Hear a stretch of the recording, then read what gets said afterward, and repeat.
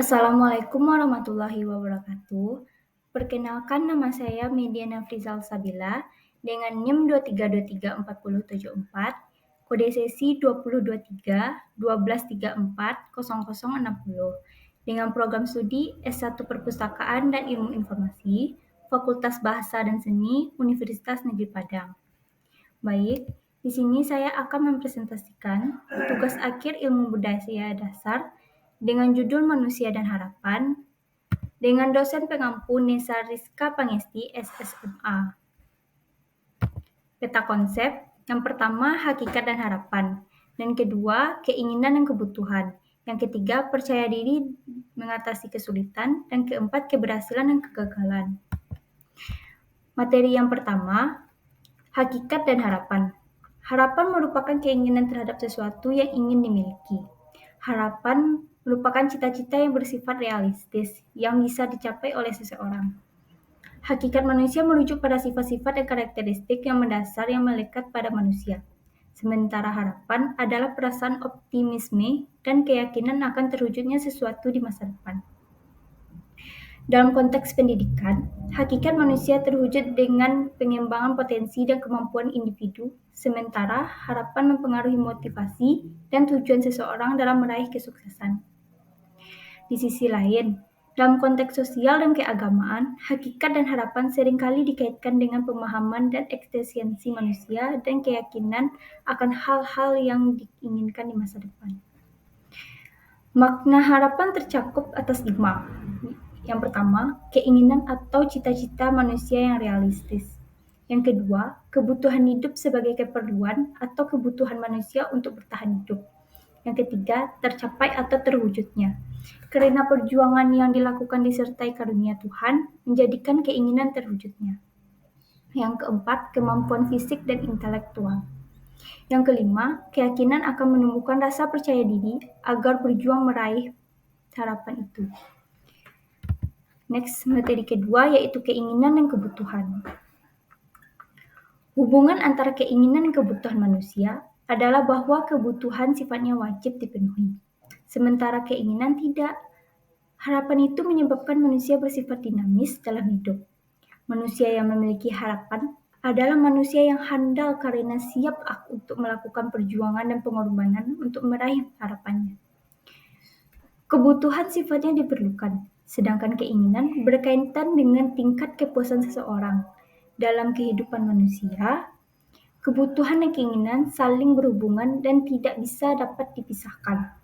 Misalnya, ketika seseorang telah memenuhi kebutuhan, muncul berbagai keinginan atau kebutuhan tersier. Contohnya, seseorang yang sudah memiliki mobil sebagai alat transportasi mungkin merasa belum puas dan ingin memiliki mobil yang lebih mewah. Oleh karena itu, kebutuhan dan keinginan manusia saling berkaitan erat dengan akan selalu mempengaruhi kehidupan manusia. Banyak keinginan atau harapan manusia, maka perlu baginya untuk mengukur kemampuan agar bisa menetapkan harapan yang dapat dicapai. Jika tidak, maka harapan yang diinginkan tidak akan tercapai, bahkan dapat membuat seseorang menderita. Harapan yang selalu tinggi tanpa ditopang dengan kemampuan jasmani dan intelektual, maka harapan itu pasti gagal walaupun ia sudah berdoa berkali-kali kepada Tuhan. Next, materi yang ketiga yaitu percaya diri mengatasi kesulitan.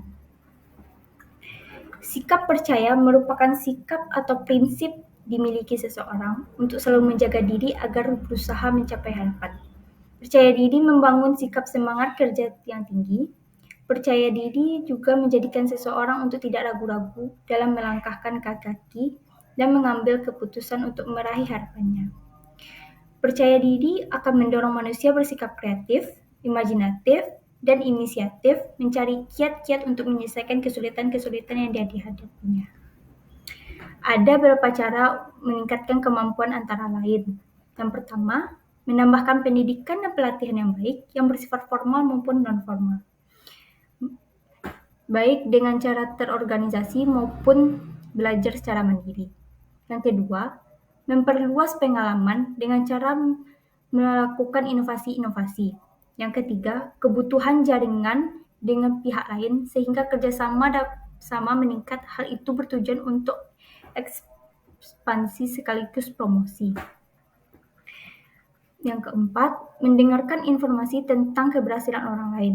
Yang kelima, menerima kritik dan saran sebagai motivasi dalam meningkatkan kemampuan. Next, materi keempat, yaitu keberhasilan dan kegagalan. Keberhasilan dan kegagalan dalam hidup manusia melibatkan pemahaman dan penanganan individu dalam menghadapi situasi sukses dan kegagalan hidup. Ada beberapa aspek terkait keberhasilan dan kegagalan dalam hidup manusia. Yang pertama, itu adalah emosi. Emosi ini mempengaruhi bagaimana individu menangani situasi sukses dan kegagalan.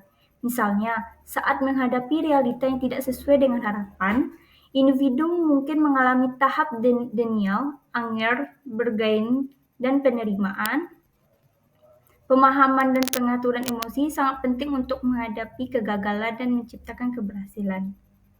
Yang kedua adalah goal mindset atau growth mindset. Menanamkan goal mindset atau growth mindset dapat membantu individu menghadapi realita yang tidak sesuai dengan harapan dan mengelola emosi yang diserap.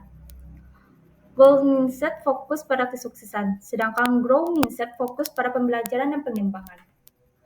Yang ketiga adalah locus of control atau LOC. LOC adalah kecenderungan individu dalam menghadapi kontrol. Mereka memiliki overtures atau action and expression atau internal atau bergantungan pada perubahan dalam lingkungan eksternal.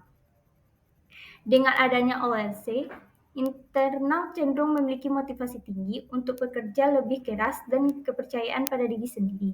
Sementara orang lain dengan LOC eksternal cenderung lebih sensitif terhadap perubahan dalam lingkungan. Yang keempat adalah perjuangan dan keberhasilan. Perjuangan dan keberhasilan individu ditentukan pada diri sendiri dan tidak semata-mata karena keberuntungan. Dalam menghadapi kegagalan ini, individu yang memiliki kepercayaan diri yang tinggi dan motivasi yang baik akan lebih mudah untuk bangkit kembali dan berusaha kembali.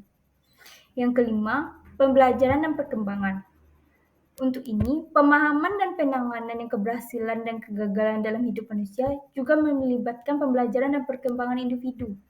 Dengan memperoleh keterampilan akan meningkat kemampuan individu, dapat mengatasi kegagalan atau menciptakan keberhasilan dalam hidup. Ada faktor-faktor yang mendukung keberhasilannya. Yang pertama, adanya kemauan untuk bekerja keras, jujur, disiplin, dan memiliki prinsip. Yang kedua, memiliki keahlian sesuai dengan bidangnya. Yang ketiga, tersedianya fasilitas. Yang keempat, perencanaan yang baik dan matang. Dan kelima, setiap kegiatan memiliki tujuan yang sangat jelas. Adapun juga dampak keberhasilan ada dua, yaitu dampak bersifat positif dan bersifat negatif. Yang pertama kita uraikan dalam bersifat positif. Yang pertama dapat meningkatkan percaya diri, mempertebal iman kepada Tuhan, dan penghargaan terhadap harkat dan martabat manusia.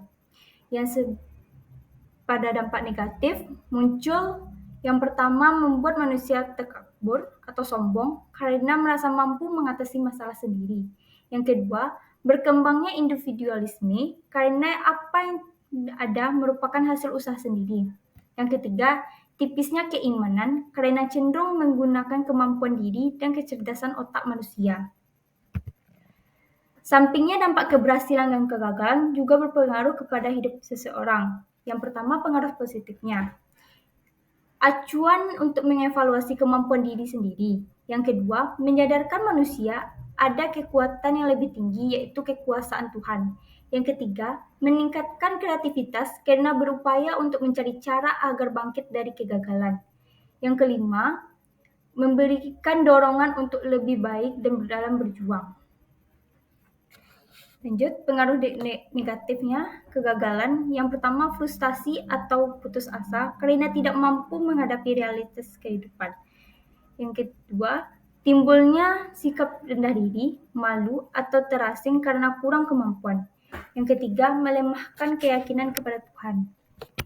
Sekian hasil presentasi dari saya. Assalamualaikum warahmatullahi wabarakatuh.